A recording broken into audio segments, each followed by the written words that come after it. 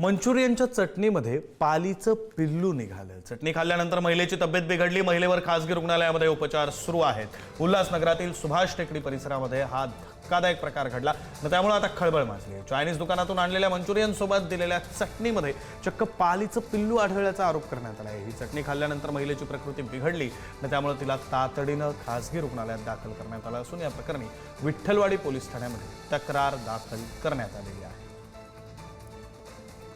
Manchurian आणायला गेली होती, त्यानंतर मी घरी मंचुरियन घेऊन आली, तर मी चटणी फोडली तर त्याच्यामध्ये पालीचं पिल्लू निघलं। तर मी त्याच्याकडे घेऊन गेली, मी त्याला गप्पा सांगितलं, अमर दादा पालीचं पिल्लू निघलं, चटणी फेकून दे।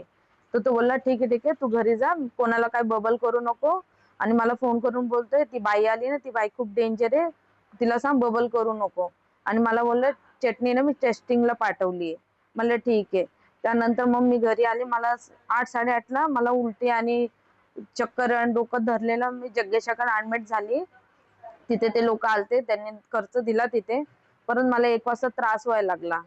त्यानंतर मग मी फोन लावला त्याला दादाला 3 वाजता, तर दादाने काही कॉल रिसीव्ह केला नाही। मग आता सकाळी आला।